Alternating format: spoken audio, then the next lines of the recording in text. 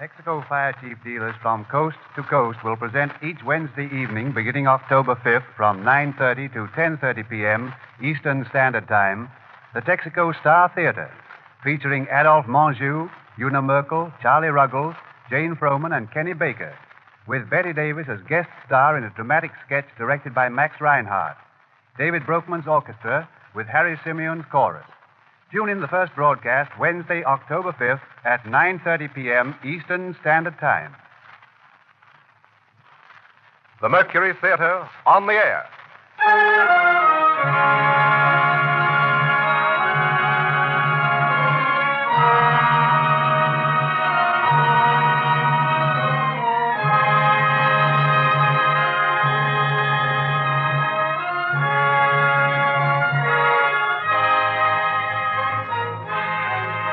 The Columbia Broadcasting System takes pleasure in bringing you the 12th in its series of weekly broadcasts featuring Orson Welles and the Mercury Theater on the air.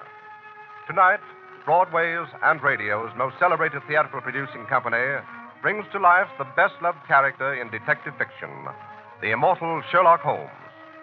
The play is Orson Welles' own adaptation for radio of William Gillette's enduring melodrama based on the famous stories by Sir Arthur Conan Doyle.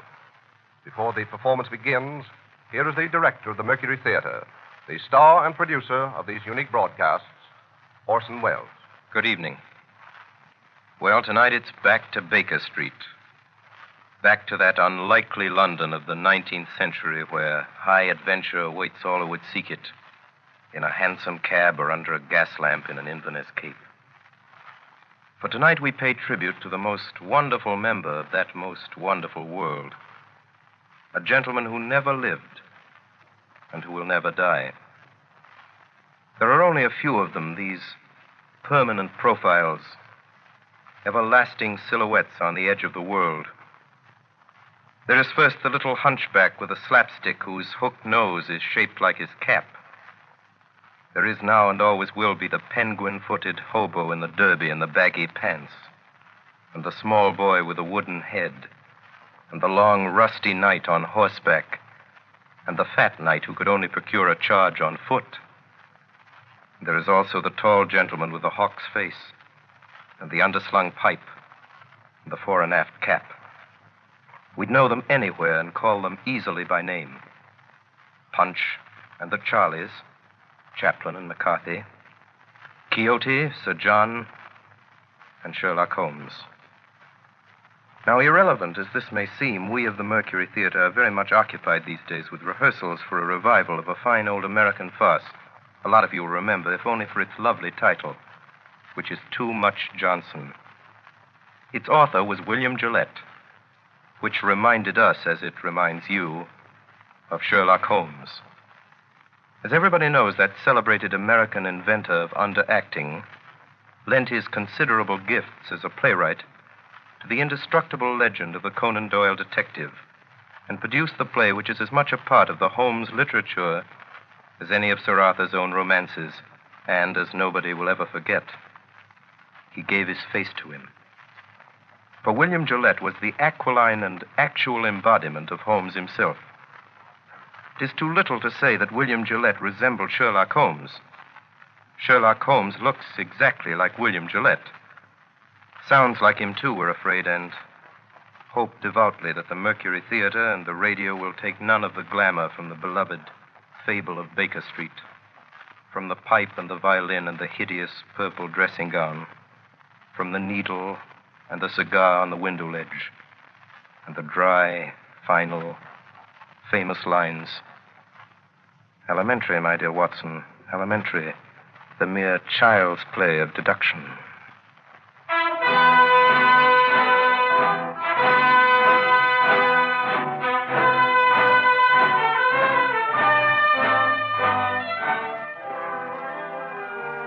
My name is Watson. I am a doctor. It was in the year 1880 that Holmes and I were introduced by our mutual acquaintance. At the time, we were both looking for a lodging that would suit our moderate means. This we found on the second floor of a house at 221B Baker Street. And it was during the years that we occupied these chambers together that Holmes established his unique international reputation as a consulting detective. During that time, I was privileged to be his daily companion, and I have done my modest share in giving to the world an account of some of his most famous cases. Most famous of these are the ones of which I have written under the names of the Speckled Band, Sign of Thor, Hound of the Baskervilles, and A Study in Scarlet. They represent, however, only a minute fraction of the 643 cases Holmes successfully solved during the years that we shared the lodgings in Baker Street. Other cases I hope one day to give to the world include the Tarleton murders, the sudden death of Cardinal Tosca, the adventure of Ricoletti, of the clubfoot and his abominable wife, the case of Mrs. Farintosh, the circus belle, and the case of the royal family of Scandinavia. Each illustrate in their own way the remarkable genius of my friend Sherlock Holmes. Since my marriage 3 years ago, Holmes has continued to occupy the Baker Street lodgings by himself. And here almost every afternoon when my work in the office is finished, I am in the habit of calling on him. The sitting room as you go in is exactly as it has been for the past 13 years. The worn bearskin rug, the huge sofa covered with faded chintz, the mantelpiece cluttered with miscellaneous objects, unanswered letters, and piles of loose tobacco. On one side of the fireplace, in a deep armchair, his pipe curling forth slow wreaths of acrid tobacco, draped in his hideous purple dressing gown, sits Sherlock Holmes with his violin under his chin.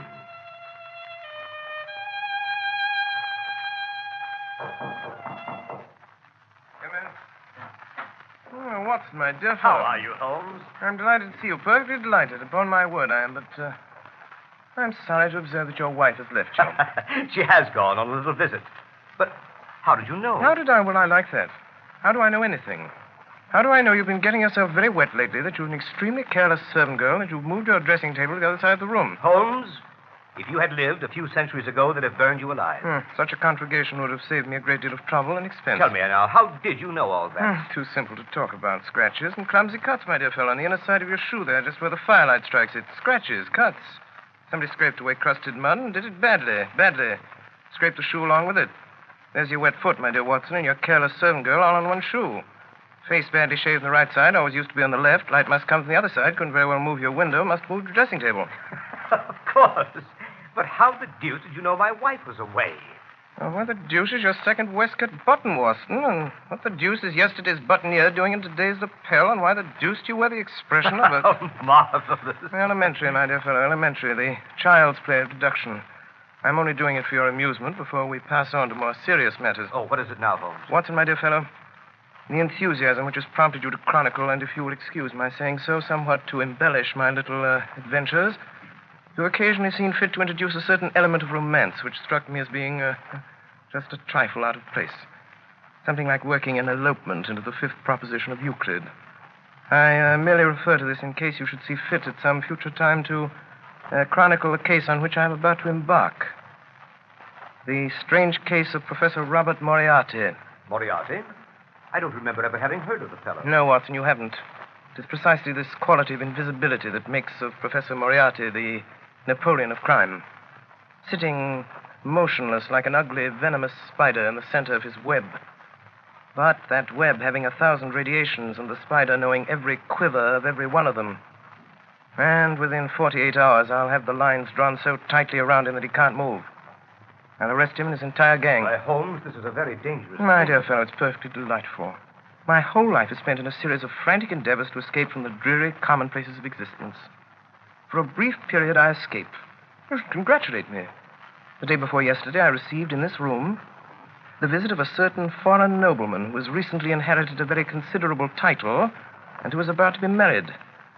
Seems that this titled gentleman was so indiscreet as to fall in love with a young English lady by the name of Faulkner, socially his inferior, and to make her a promise of marriage. Later, at his family's insistence, the thing was broken off, and the young lady died shortly after of a broken heart, leaving behind a sister. Also, considerable evidence in the form of letters, photographs, and jewelry with inscriptions. These the sister kept. These, together with the sister, are now being held in a house in St. John's Wood by a pair of blackmailers who go by the name of Chetwood. So far as you see, my dear Watson, a fairly ordinary case of blackmail, hardly worth my attention. Last night, On my inspection, a certain element revealed itself which renders the case far more important than I'd expected. And that element was... Professor Moriarty. Come in. Beg pardon, Mr. Holmes. Yes, Billy, what is it? Gentleman to see you by the name of Foreman. Show him in, Billy. Show him in. Yes, Mr. Holmes. Come in, Mr. Foreman. Good evening, Foreman. Good evening, Mr. Holmes. Watson, this is Inspector Foreman. Since the day before yesterday, he occupies the position of butler under the name of Judson in the home of Mr. and Mrs. Chetwood, blackmailers of St. John's Wood. Well, Foreman, any news? Yes, sir. This morning, a little after 9, Chetwood and his wife drove away in a four-wheeler. They returned about 11. Bassett was with them. You know him, though. Yes. When I last had the occasion to meet Mr. Bassick, he got 2 years for safecracking. Go on, Foreman. Well, they took this man Bassick into the library. I got a look at him from the outside. And there he was opening up the safe where they'd been keeping the letters. Go on. In the end, when they got the safe open, it was empty. The letters were gone. It seems like the Faulkner girl got them back somehow. That got them pretty excited. Bassick went out to send a telegram. Have you got a copy of it? Yes. Here it is, sir. It's in code. Moriarty. I thought so, Watson. This case is taking a most promising turn. Foreman, you return at once to the house at St. John's Wood. Within 10 minutes, I shall be there myself. If I remember correctly, the kitchen is immediately below the drawing room.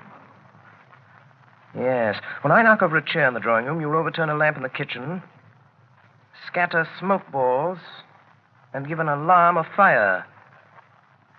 All other instructions remain unchanged. Very good, sir. Hurry, Foreman. Yes, Mr. Holmes. Well, my dear Watson, begins to look like a most interesting evening.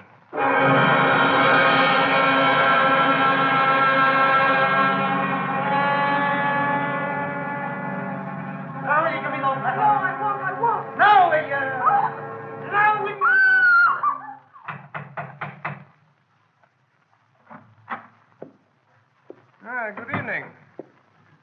My name is Sherlock Holmes. Whom did you wish to see, Mr. Holmes? Oh, thank you so much, Mr. Chetwood. I had myself announced by the butler on my way up. Butler?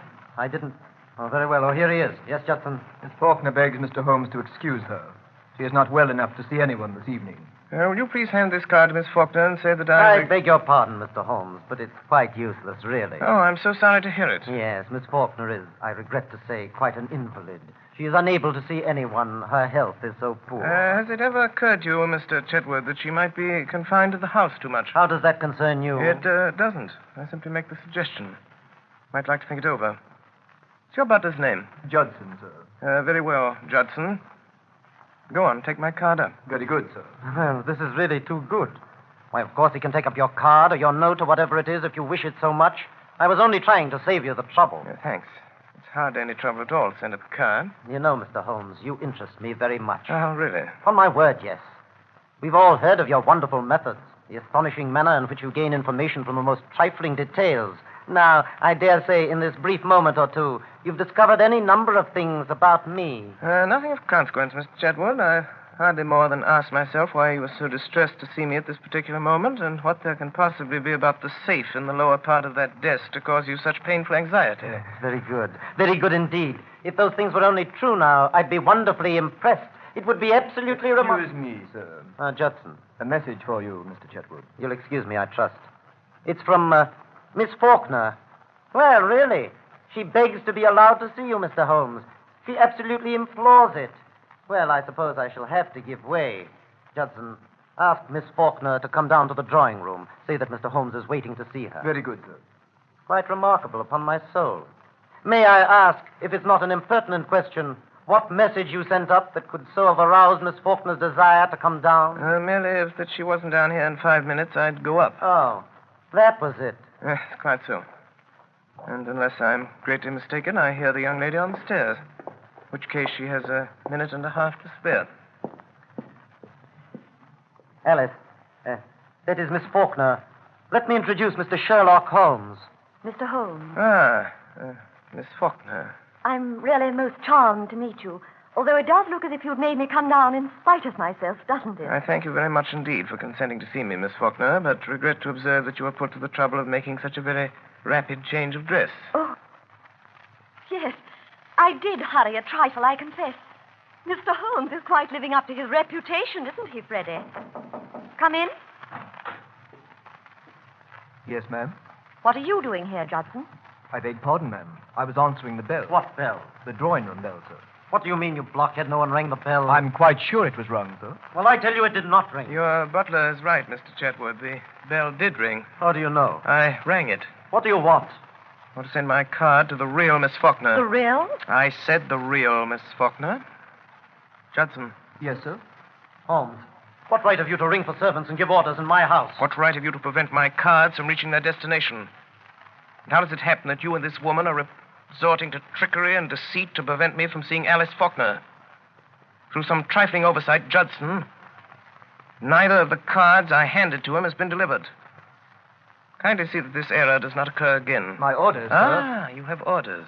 I can't say, sir. You were told not to deliver my card. What business is it of yours, I'd like to know? I shall satisfy your curiosity on that point in a very short time, Mr. Chetwood. Yes, and you'll find out in a very short time that it isn't safe to meddle with me. It wouldn't be any trouble at all for me to throw you out into the street. Possibly not, but trouble would swiftly follow such an experiment on your part. It's a cursed lucky thing for you I'm not armed. Yes, well, when Miss Faulkner comes down, you go and arm yourself. Arm myself? I'll call the police. What's more, I'll do it now. Oh, no, you will not do it now. You will remain where you are until the lady I came here to see has entered this room. What makes you so sure of that? Because you will prefer to avoid an investigation of your suspicious conduct, Mr. James Larrabee. Larrabee? That is the name under which you are known to Scotland Yard, I believe, Mr. Chetwood. This lady here is your wife. As to you, Judson, you will either deliver that card to Miss Faulkner at once or sleep in the police station tonight. It's a matter of small consequence to me which you do. Shall I go, sir? Go on. Take up the card. It makes no difference to me. A short time since, Larrabee, you displayed an acute anxiety to leave the room. Pray do not let me detain you or your wife any longer. Take it you prefer to remain while I talk to Miss Faulkner? We do, Mr. Holmes. Ah, at last, Miss Faulkner. This is Mr. Holmes. Yes, You wish to see me? very much indeed, Miss Faulkner, but I'm sorry to see that you are far from well. Oh, no, No? Beg your pardon. What does this mark mean? Oh, nothing. Nothing? No. And the mark here on your neck, plainly showing the clutch of a man's fingers, does that mean nothing also? It occurs to me that I should like to have an explanation of this. Possibly you can furnish one, Mr. Larrabee. How should I know? It seems to have occurred in your own house. What if it did? You'd better understand that it isn't healthy for you or anyone else to interfere with my business. Ah, that is your business. We have that much at least. Pray be seated, Miss Faulkner. I don't know who you are, Mr. Holmes, or why you are here. I shall be very glad indeed to explain. My business is this.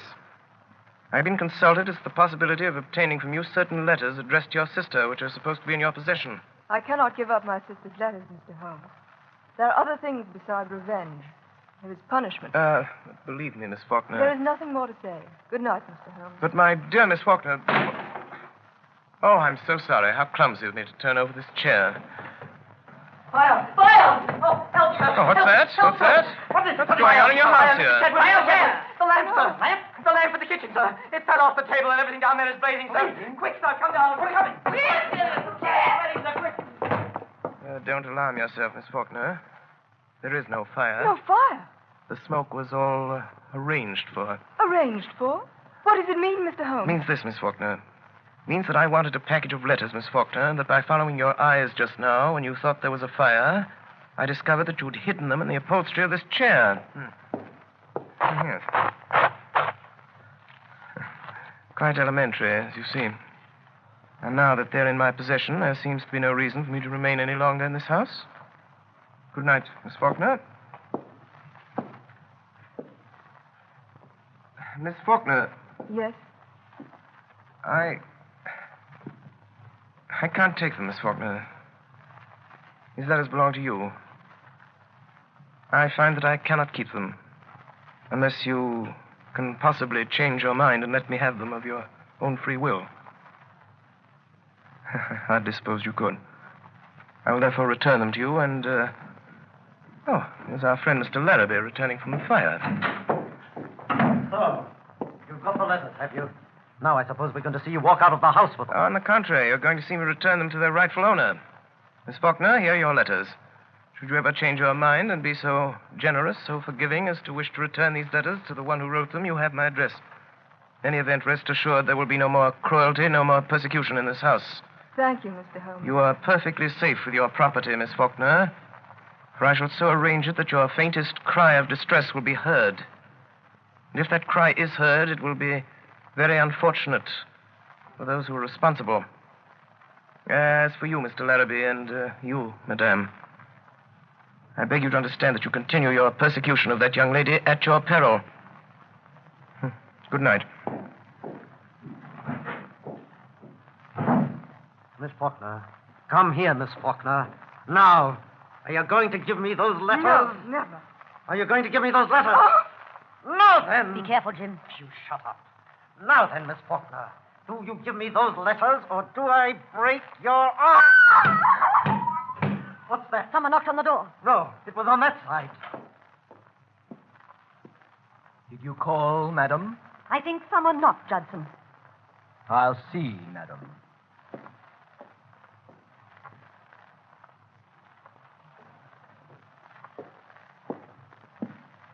I beg pardon, madam, but there's no one at the door. Very well, you may go. He's got us watched. What we want to do is to leave it alone. Let the Emperor have it. Do you mean Professor Moriarty? That's who I mean. Once let him get at it, he'll settle it with Holmes pretty quick. Don't you worry a minute. I tell you, Professor Moriarty will get at him before noon tomorrow night. He won't wait long either. And when he strikes, it means death.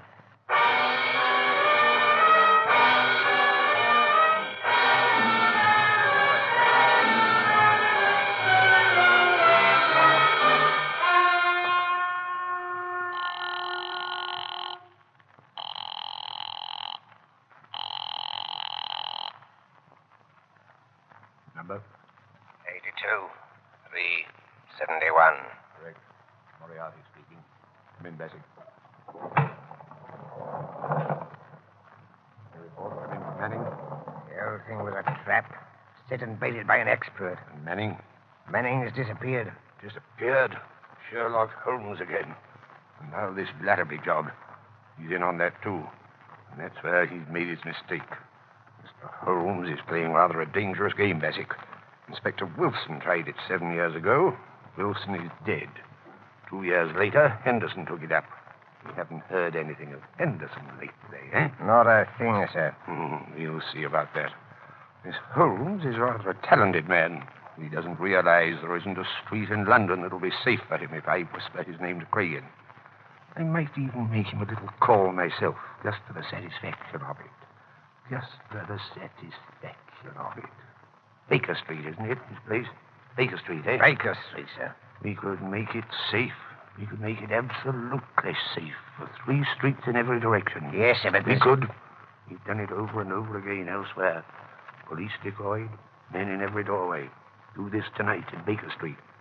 At 9 o'clock, call his attendants out on one pretext or another and keep them out. You understand? I'll see this Sherlock Holmes myself. I'll give him a chance for his life. Bassick. Yes, sir. Notify the Lascar that I may require the gas chamber at Stepney tomorrow night. And have Craig in there at 10:15 with his crew. Tell Larrabee I shall want him to write a letter to Mr. Sherlock Holmes, which I shall dictate. Meet me here at 7. And Bassick, place your men at 9 tonight for Sherlock Holmes' house in Baker Street. You still go there yourself, sir? I will still go there myself. At this meeting tomorrow night, sir, to get him in the gas chamber. If I fail to kill him in Baker Street, you'll have him in Swandam Lane. Either way, I have him, Bassick. 2 strings to our bow. 2 strings, eh, Bassick? Yes,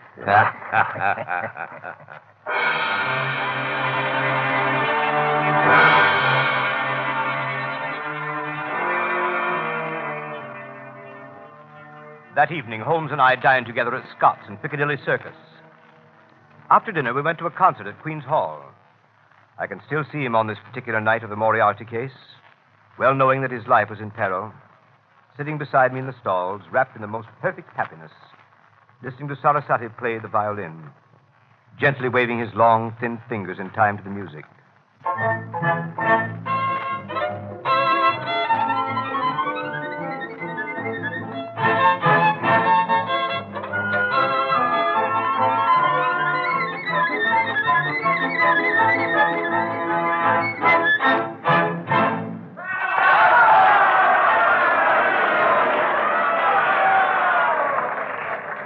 When it was over, he rose, put on his long coat, and started with long steps in the direction of the street. Come, my dear Watson. Go on to Baker Street. I have an idea that very soon we shall be receiving a most interesting visit.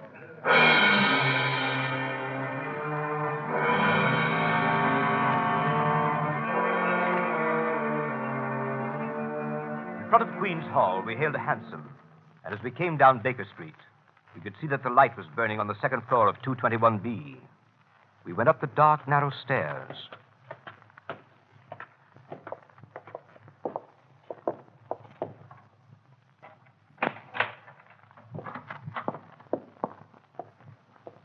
Mr. Holmes. The boy Billy was waiting for us. Mr. Holmes.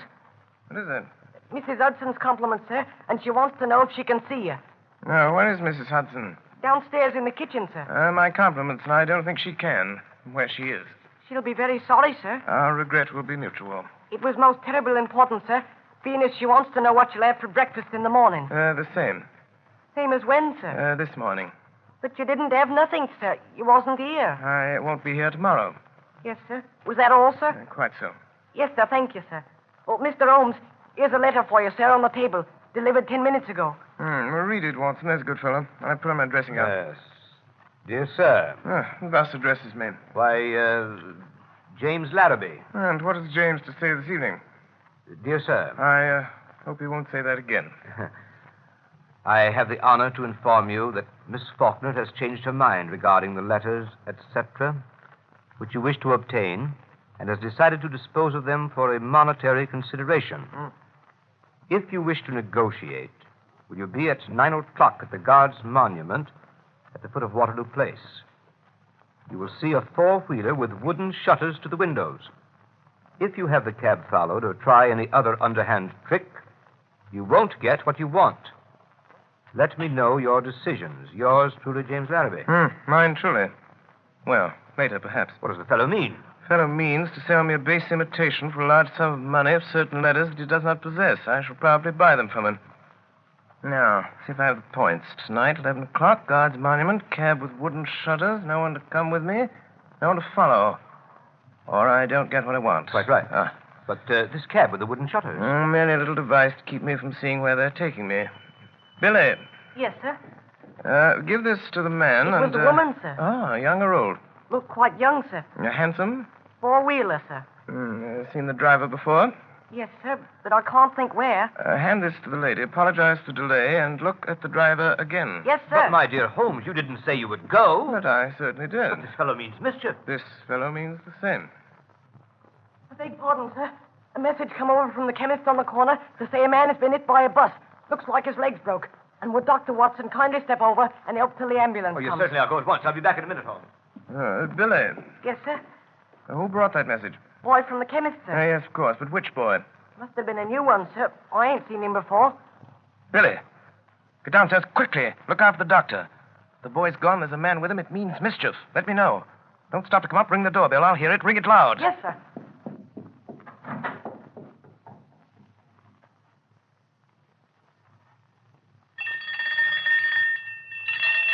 Look out, sir. Look out. Look out.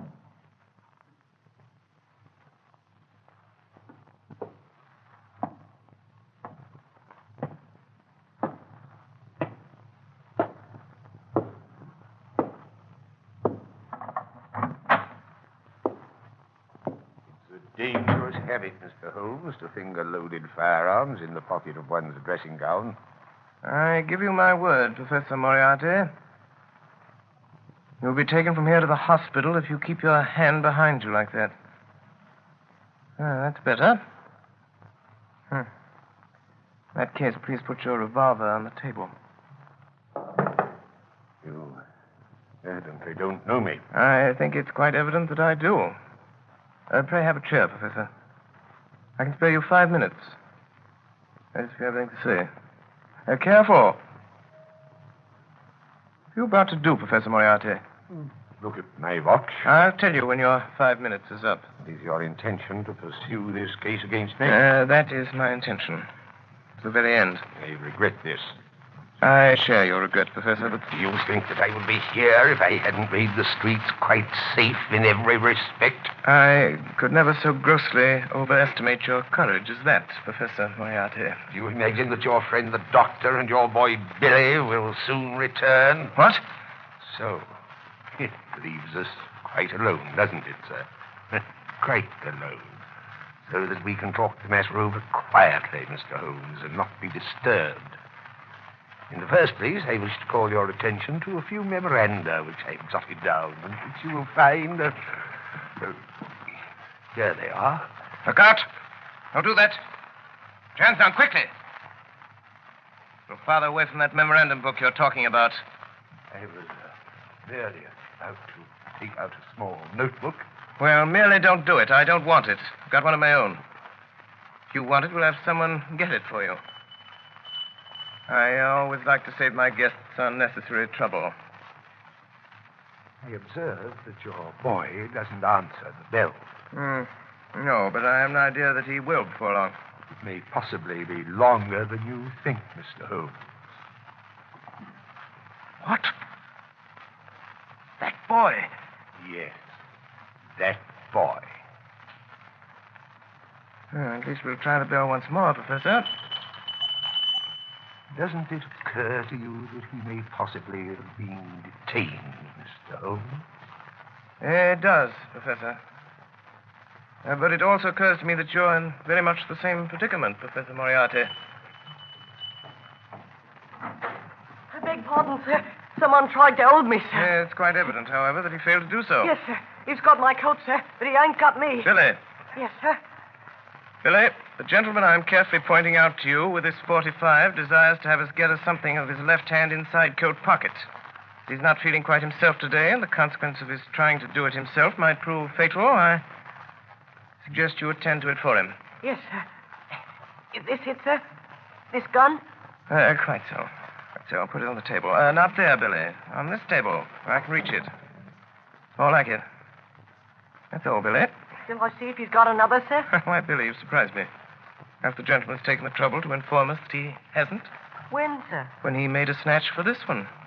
And now, Professor, now that we have your little memorandum book, do you think of anything else you'd like before Billy goes? Any little thing you've got that you don't want? So sorry. That's all, Billy. Thank you, sir. Listen, Holmes, to me. On the 4th of January, you crossed my path. On the 23rd, you incommoded me. And now, at the close of April, I find myself placed in such a position through your continual interference that I'm in positive danger of losing my liberty. Have you any suggestions to make? No, I have no suggestions to make. I have a fact to state. If you don't drop it at once, your life's not worth that. I'm afraid, Professor, that in the pleasure of this conversation, I'm neglecting more important business. If you'll excuse me a moment while I get my pipe off the mantelpiece here. I came here this evening, Mr. Holmes, to see if peace could not be arranged between us. Quite so, quite so. You've seen fit not only to reject my proposals, but to make insulting references coupled with threats of arrest. You've been warned of your danger. You don't heed that warning. Perhaps you'll heed this. Up with your hands, Mr. Holmes. Up with them, Didn't imagine I'd leave that gun loaded, did you, Professor Moriarty? Here are your cartridges. I didn't suppose you'd want to use that gun again, so I took them out while you were talking and put them in my pocket. You'll find them all there, Professor. Billy. Yes, sir? Will you please show Professor Moriarty the door? Yes, sir. This way, sir. Don't ever say I didn't warn you, Mr. Holmes. No, Professor Moriarty. No. I never will. Billy, come here. Yes, sir. Billy? Billy, you're a good boy. Yes, sir. Thank you, sir.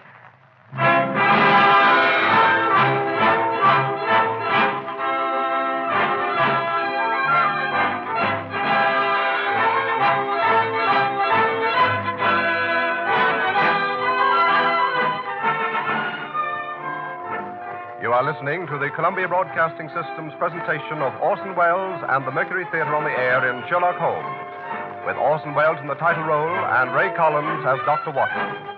We pause a moment for station identification. This is the Columbia Broadcasting System.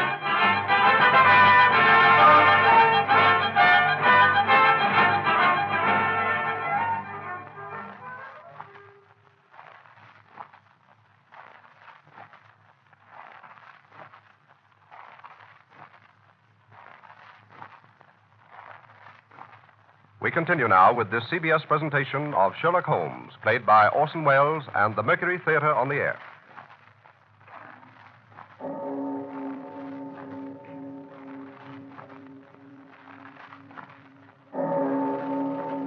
It was exactly 9 o'clock when Sherlock Holmes left the house in Baker Street. He had given the strictest instructions that no one was to follow him. If there had been no word from him by noon of the following day, we must notify Scotland Yard. I went to the window and looked after him as he went down Baker Street. A tall, thin figure in a gray ulster, walking with long, smooth steps in the direction of Langham Place. There he entered a cab.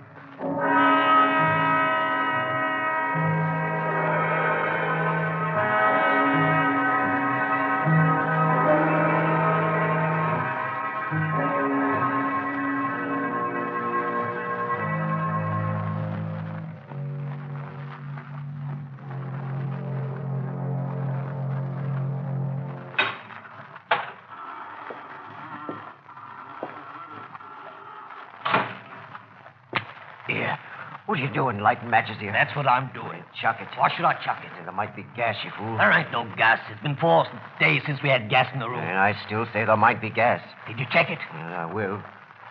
Here goes. Ready? Give it a turn. That'll do. Turn it off. 5 minutes of that. All your troubles are ended. Here. What's that? Bassick? That's right, Cregan. That you, Leary? Yes, sir. McCabe? Yes, sir. Be careful now, you boys. You've got a tough one tonight. Wait, said who, as I've heard? Sherlock Holmes. Oh. You mean that, sir? God's truth. He's going to count him out. Well, if you don't and he gets away, I'm sorry for you, that's all. Jack, the governor's here. Not the governor himself. Professor Moriarty. Shut up. Where's Cregan? Yes, sir. Got your full crew? All here, sir. No mistakes tonight, Cregan. Well, be careful of that, sir. This is Larrabee. Hello. He's in on this job. Hello, Larrabee. Oh. What's that door, Bassick? Small cupboard, sir. No outlet? None whatever, sir. That window? Nailed down, sir. Man might break the glass. If he did, he'd come up against the heavy iron bars outside. Huh. We'll have him tied down before he can break any glass, sir. You've used it before, eh? Of course, you know it's airtight. Every crevice is sealed, sir. When the men have turned the gas on him, they leave by this door. Yes, sir. We've made quite secure. Heavy bolts on the outside, sir. Solid oak bars overall. Let me see how quick you can operate them. They tie a man down, sir. There's no need to hurry. Let me see how quick you can operate them. Leary. Yes, sir.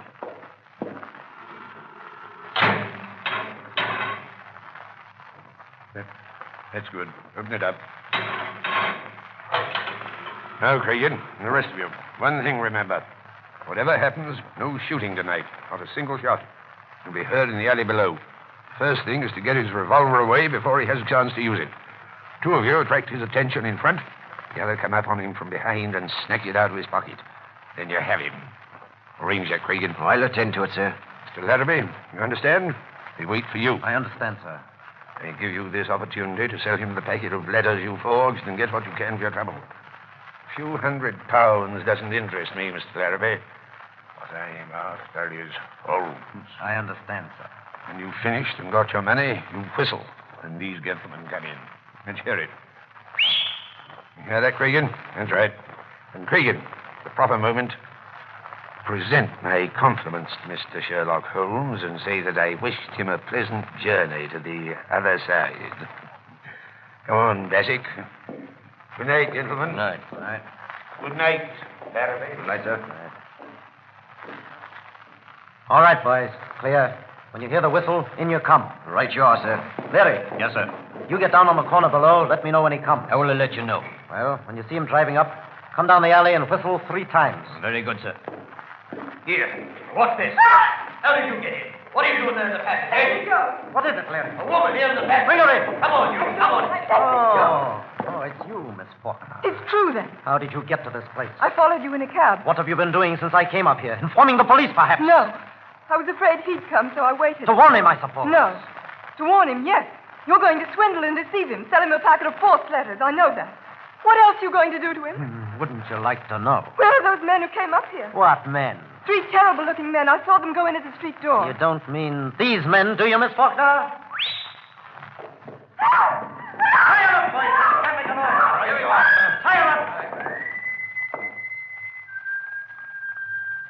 Listen.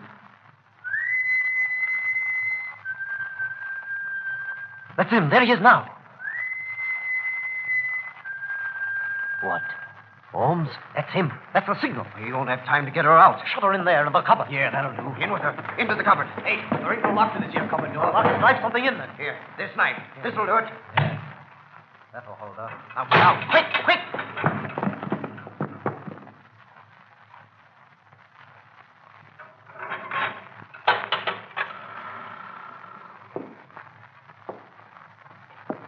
Good evening, Mr. Holmes. Ah, Mr. Larrabee. Already. I certainly thought after all this driving about in a crow's cab, you'd show me something new. Seen it before, have you, Mr. Holmes? Oh, well, a time or two. Now to come to think of it, I nabbed a friend of yours in this place while he was trying to drop himself out of the window. Ed Colvin, the cracksman. Colvin, never heard of him before. Well, you certainly never heard of him after. Sure of that. A brace of counterfeiters used these luxurious chambers in the spring of '89. Well, one of them hid in that cupboard. We pulled him out with a heel. Quite interesting. But times have changed since then. So they have, Mr. Larrabee, so they have. But then it was only cracksmen, counterfeiters, pickpockets, and petty swindlers of various kinds. But now... Well, what now? Well, between you and me, Mr. Larrabee, we've heard some not altogether agreeable rumors. Rumors of some pretty shady work not far from here. A murder to a very peculiar kind. I've always had a suspicion... That's it. My surmise was correct. It is. It is what? This room is corked, sealed. What does that signify to us? Nothing to us, Mr. Larrabee, nothing to us. But it might signify a good deal to some poor devil who's been caught and gassed in this trap. Well, if it's nothing to us, suppose we leave it alone and get to business. My time is limited. Yeah, of course. I should have realized that these reflections could not possibly appeal to you. Smoke? Have a cigar, Mr. Holmes? Oh, thanks. Oh, good cigar, this, Mr. Larrabee.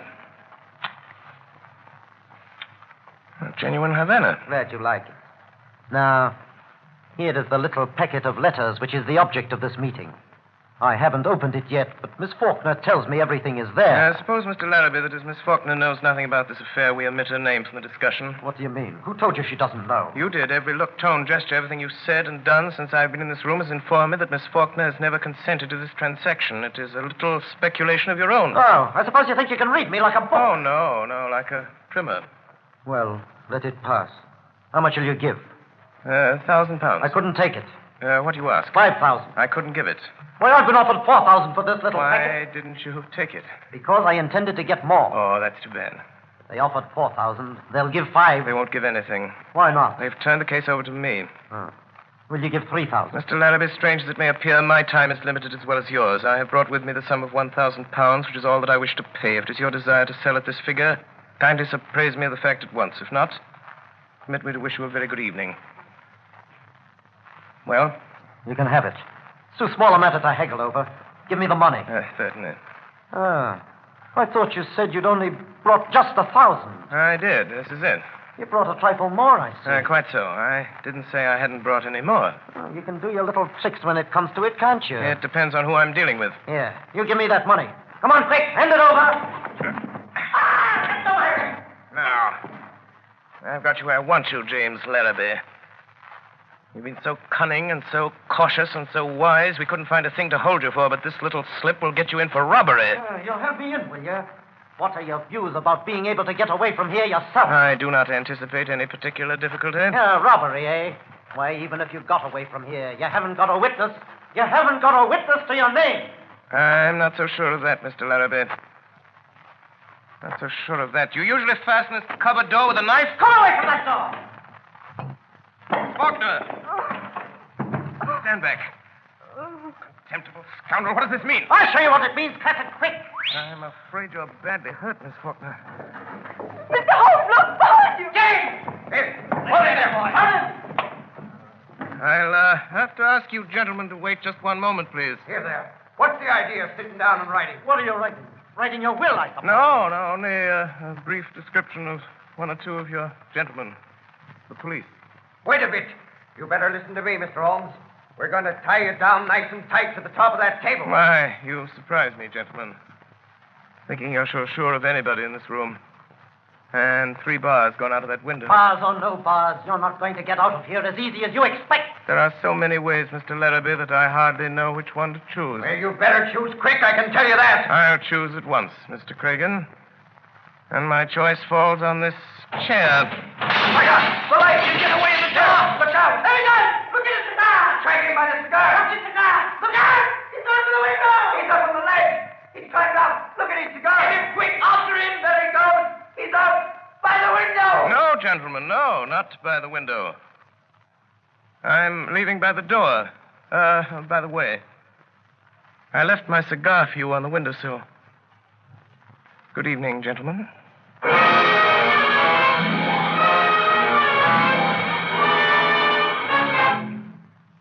There was no news of Holmes that night. And Billy reported next morning that he had not breakfasted at home. I had a busy morning at my office in Harley Street. It was after 11 before the last of my appointments was over. And still no news of Holmes. Did you ring Dr. Watson? Oh, Parsons. Is there anyone waiting?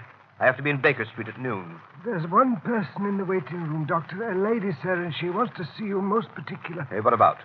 She didn't say, sir, only she said it was of the utmost importance to her if you'd see her, sir. Oh, very well, I'll see her and call a cab for me at the same time and have it wait. Show the lady in. Yes, sir. This way, ma'am. This way. Ah, Doctor, it's awfully good of you to see me. I'm Mrs. H. DeWitt Seaton. Dear me, I didn't bring my card case. Or if I did, I've lost it. Don't trouble about a card, Mrs. Seaton. They said you were Mr. Holmes's friend. Several people told me that. Several. They advised me to ask you where I could find him today, this morning. And everything depends on it, Doctor. Everything. I'd go to Mr. Holmes at once. But I've been and he wasn't there. You went to Mr. Holmes' house? Yes, in Baker Street. That's why I came to you. They said he might be here. No, he isn't here. But don't you expect him this morning? No, there's no possibility of Mr. Holmes coming as far as I know. But couldn't you get him to come? It would be such a great favor to me. I'm almost worn out with going about and with this dreadful anxiety. If you could get word to Mr. Holmes to come. I could not get him to come, madam, and I beg you to excuse me. I'm going out myself on urgent business. I have no idea where Mr. Holmes could be. What's that, Parsons? Sounded like an accident, sir. Probably nothing more than a broken-down hansom. See what it is, Parsons. That's the bell, sir.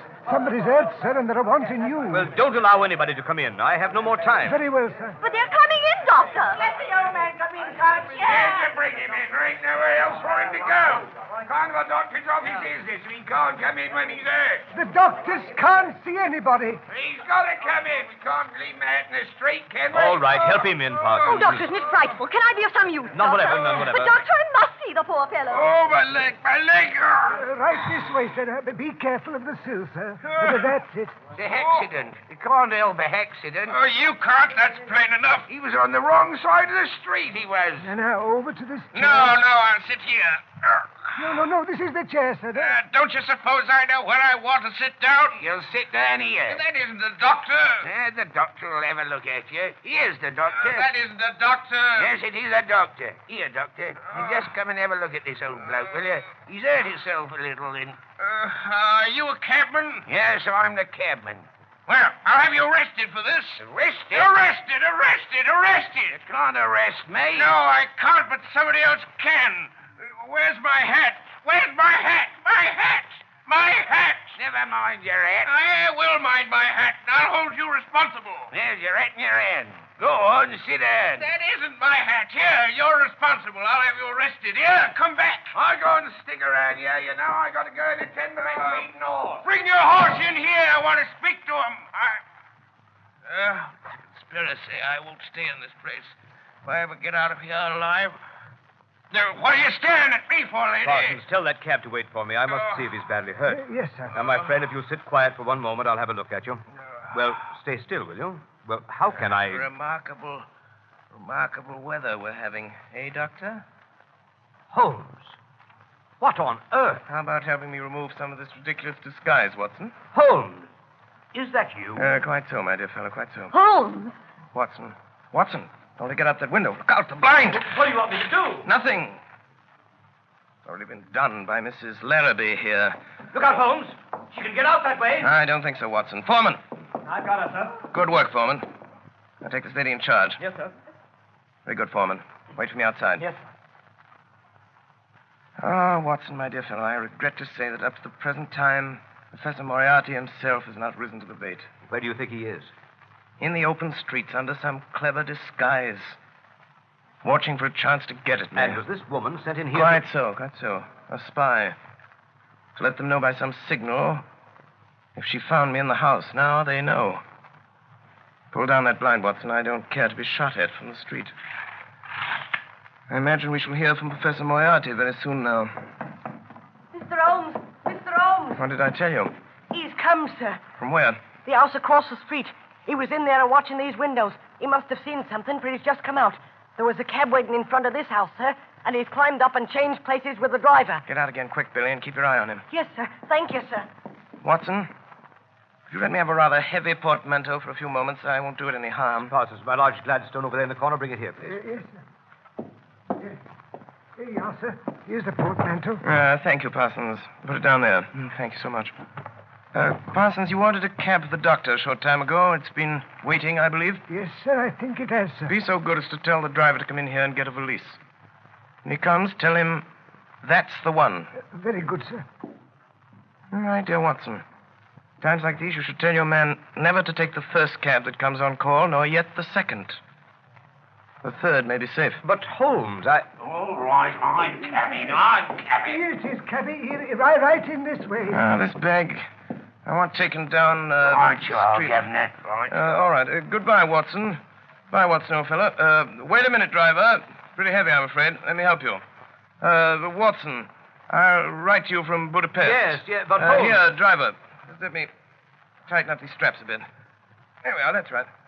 I'll hold it, driver. You pull the strap. A few little things in this bag that I wouldn't like to lose. Right, you are, sir. And it's just as well to make quite sure. Is it not, Professor Moriarty?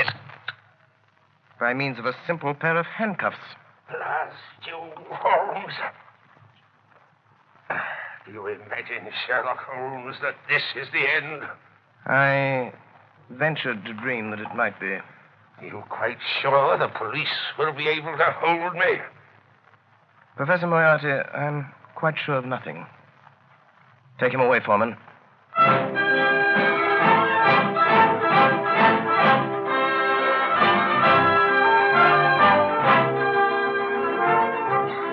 And so, my dear Watson, ends the strange case of Miss Alice Faulkner. Well, what about the letters? Oh, the letters. They were returned to their rightful owner over an hour ago. I suspected from the start that Miss Faulkner was really a nice girl at heart. Ah, dear. What is it, Holmes? I was just reflecting, my dear Watson. With Moriarty out of the way, London, from the point of view of the criminal expert, is likely to become a singularly uninteresting city. One's morning paper, a veritable wilderness of boredom. Mr. Holmes! Mr. Holmes! Yes, Billy? There's a lady, sir. Been waiting for an hour. Says she's got to see you, sir. Case of murder, she says. She's got her face veiled. From which I deduce that she is a lady of over 41 and less than 45, of a strange, dark beauty and considerable social eminence. And that she has lived for some years in the Near East. And that she is now wearing a large blood ruby on the second finger of her left hand. Holmes, how do you know these things? It's amazing. Elementary, my dear Watson. Elementary. The child's play of deduction.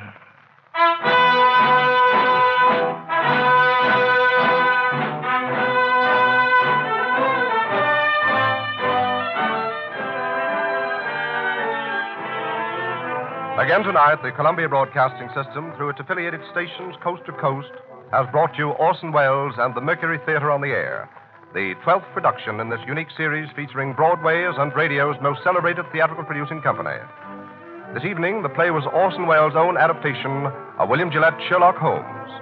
In the cast, Dr. Watson, played by Ray Collins, Alice Faulkner by Mary Taylor, Madge Larrabee by Brenda Forbes, James Larrabee by Edgar Barrier, Inspector Foreman by Morgan Farley, Cragen by Richard Wilson, Brassic by Alfred Shirley, Leary by William Allen, Billy by Arthur Anderson, Professor Moriarty by Eustace Wyatt, and Sherlock Holmes by Orson Welles. The orchestra was conducted by Bernard Herrmann, and the production was supervised for CBS by Davidson Taylor. Your announcer is Frank Gallop.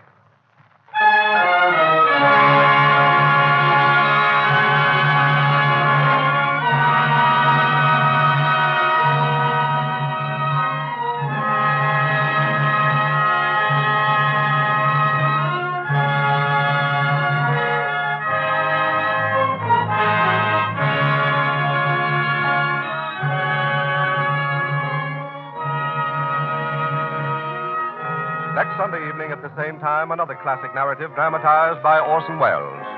Join us then for Charles Dickens' Oliver Twist, brought to life by the Mercury Theater on the air. Columbia continues its extensive coverage of the European crisis.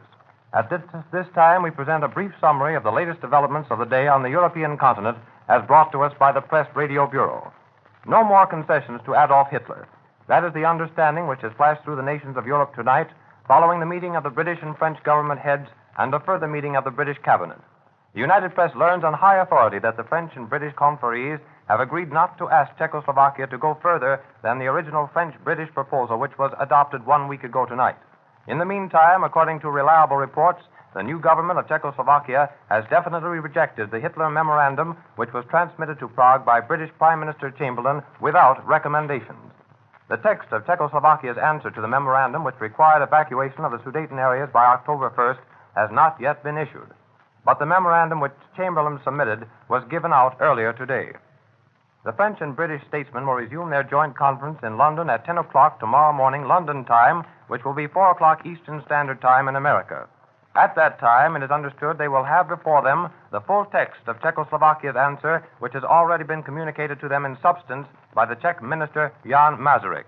And at the same time, they will confer on a joint plan of war operations to be put into effect on the instant that Hitler decides to invade Czechoslovakia. It is not certain that Hitler will make this decision, even if Czechoslovakia closes the door to further negotiations. Hitler's attitude may not be known until tomorrow evening in Berlin, when the German leader is to address a great mass meeting in the Sports Palace. The entire German nation has been instructed by the Nazi propaganda department to listen to this address.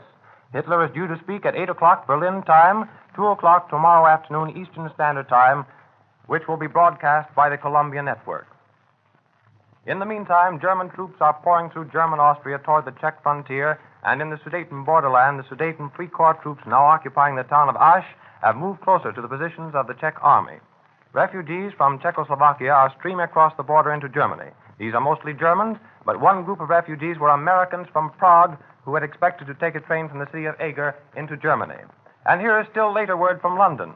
The Czechoslovakian answer to the Hitler memorandum is a memorandum to the British government and not to Hitler. The Czechs take the position that no formal reply to Hitler is required, since the Hitler memorandum was not addressed to the Czech government, but was merely handed by Hitler to Chamberlain for delivery to the Czechs. In the same way, it is expectation of Czechoslovakia, according to the United Press, that Chamberlain will transmit a memorandum from the Czechs to Hitler. We wish to call your attention that at 10 p.m. Eastern Standard Time over most of these stations, Columbia will again present another European roundup from Paris, London, and again from Prague. Also at 10:30 p.m. Eastern Standard Time, the feature news program Headlines and Bylines will be heard. This is the Columbia Broadcasting System.